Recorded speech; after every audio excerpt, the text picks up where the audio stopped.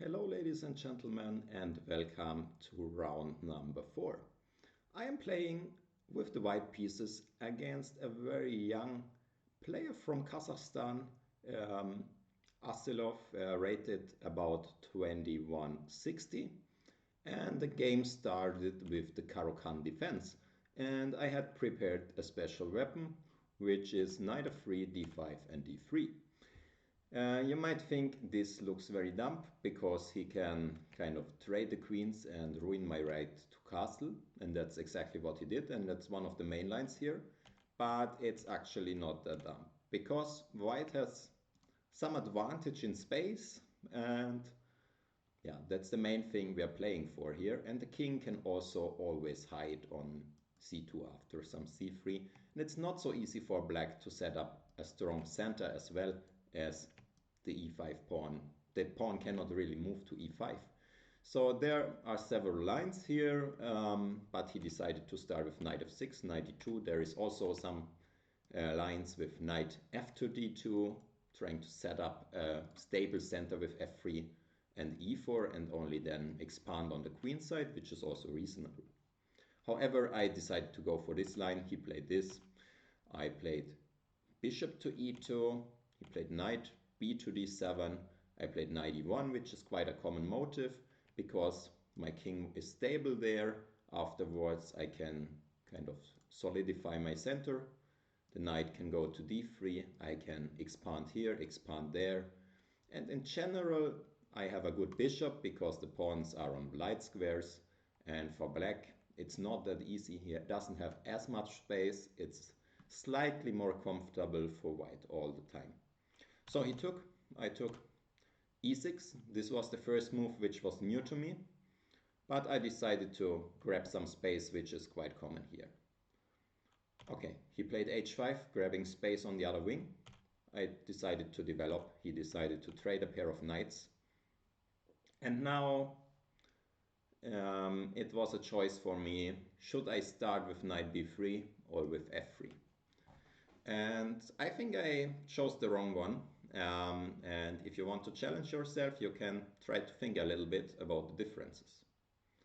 So I will continue with the game, which was knight b3. And it's of course tactically possible because he cannot take here due to f3, and after something like this I can hit the knight and white is winning, but he of course doesn't need to do that. And he played bishop d6, after which I realized, okay, I need to go f3 anyway. And the knight is maybe not that well placed here, and the bishop is a bit annoying here because it's hitting h2. It makes it harder for me to activate my rook in some later moments. So therefore it would have been more accurate to just start with this move, because now he cannot really play this because I just improved the knight. It would not have no chop on b3 now, and on c4 it's sometimes just more active. And in many cases, the knight is just better on c4 than on b3. However, yeah, why I chose this move, I kind of underestimated this move because maybe I thought they are a bit, yeah, like aligned in a fork, but it's of course not happening. So, okay, white is still better, but the other move order would have been a bit more accurate. I played f3, of course. I considered something like this, but yeah, I thought this was very, very difficult to evaluate, and I thought that at the very least he can take here and get 3 pawns. He doesn't have to, but it was a mess to me, and that's why I avoided this line. Just played f3. He played h4. He could have castled here, after which I would have put maybe some pressure, and I could have tried to expand later on the king side. But yeah, still it's this typical slight edge for white, but nothing too big. Instead he chose to play h4, which also has its logic. It wants to fix this pawn. Whenever I play h3, he is getting access to some great squares. So I decided to develop and hit this pawn, so that castling will be harder now, because yeah, the a7 pawn is very likely to drop there. So he played bishop c7, which is also reasonable because my friend is kind of playing knight a5, hitting this pawn. He doesn't want to go passive with the rook. Also, then a7 would be a bit loose, and he can still not castle because a6, a7 would be hanging. So this is quite sensible. He's just avoiding this, and if knight c5, then he can castle because a7 is not hit. So I decided to play rook a to d1, which is okay, knight to d7, and now I should just have expanded on the king side as well with f4, which I didn't. Instead I chose to play h3, which is not that great. It's allowing him, it's giving good squares, and he's also able to swap off the bishops. And here I was not entirely happy, but still I thought it's a bit more comfortable. He decided to trade the knights, which I think is not such a great idea, but still it's fine, he can do it. But now he played a very bad move, which is rook to h7. It's incredibly passive, and it's not even yet necessary. This pawn is not really attacked because of rook g8. So I was expecting something more active, like rook to here, because then this pawn is not pinned, he might move it, he might also activate the rook himself, and I cannot take it because of the fork again.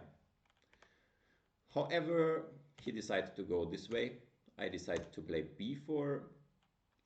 I won't analyze it in detail, I will just show my idea. I decided to go to the b file because I thought, okay, I need to create some weaknesses. I don't want to trade everything on the d line. And now he decided to play rook to h5.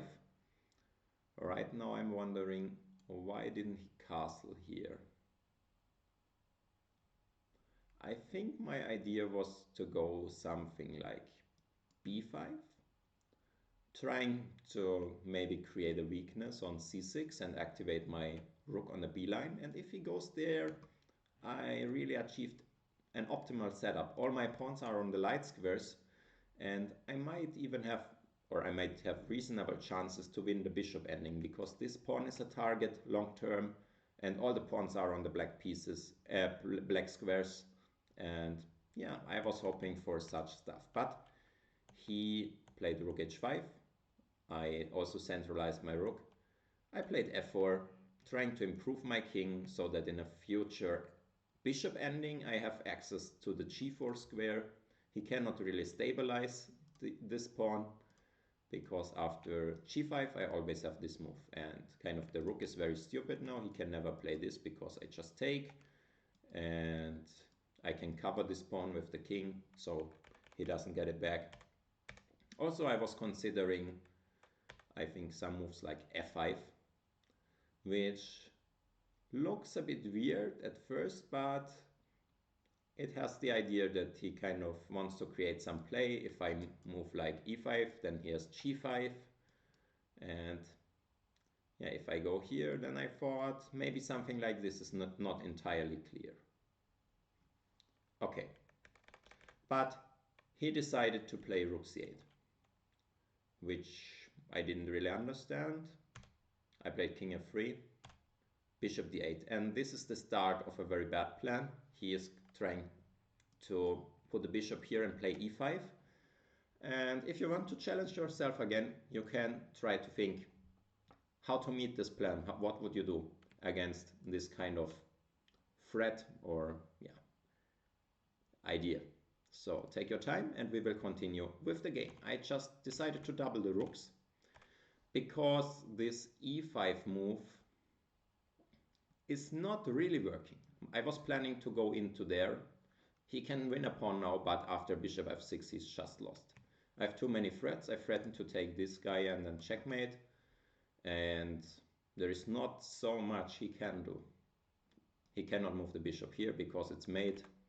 He cannot move it here because it won't stay there for a long time. And what else? Yeah, there is not so much he can do. Basically, it's just lost. And if he does nothing, then I might just take on e5 next. And it's hard to recapture because the b7 will also drop. So that's the first problem. But in the game, he decided to play rook d8. And also here, I had this idea of setting up a mating grid. Now he's really stuck. This rook is stuck on h5, cannot go anywhere. This bishop also has not so much freedom because it needs to cover d8. And basically, I thought I'm winning here. He played a5, c3, b5. Trying to get some squares on the queen side, maybe get the rook over if I take. But again, there was a very strong continuation. And if you want to challenge yourself, you can try to find it. And we will continue with the game, which went e5. I'm just playing in positional manner now. This rook is out of the game. This bishop can never leave this diagonal, and it takes a lot of time, if not impossible, to reorganize his pieces. Like, this doesn't really change much. I just take. He cannot take here because it's mate. And yeah, later I would just go back to f6. Maybe I can also take with the pawn. It doesn't really matter. It's just very similar. And this rook, it cannot activate to f5, but I might just play here, and g5 is nothing. I can just take. In the game, he decided to take here. He has won a pawn now, but he cannot move. And I will slowly improve my position. We will see how that goes. But yeah, black can never push this pawn. He can never play bishop b4 because it's always mate. And once I collect this pawn and come in with the rook, is over. The question is just how to do it. So he played bishop c7, and I think that's the last moment to go wrong. So last challenge, try to find a plan. How can white finally win this? And we will continue with the solution and discuss also the other possibilities. What I dislike is rook a3. This is too materialistic and too greedy. Like black now can get rid of this great bishop, and we just won a pawn. And we just won a pawn back. So it's nothing. Maybe it's still a bit better for white, but maybe even it isn't. Yeah? This rook is active now. Maybe it attacks the f6 pawn. This is really the way to spoil the position.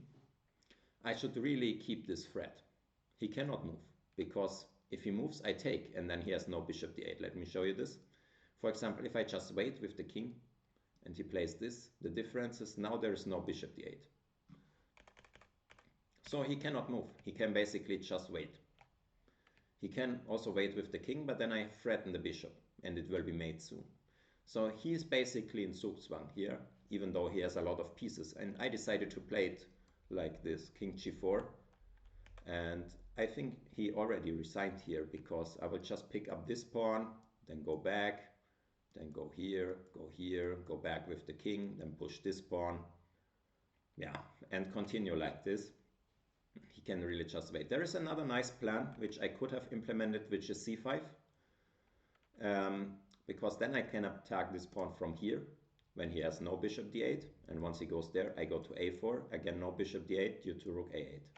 So basically, he's absolutely passive here. And yeah, it was very nice to win a position being pawned down. But yeah, that's how it went. His pieces were out of play.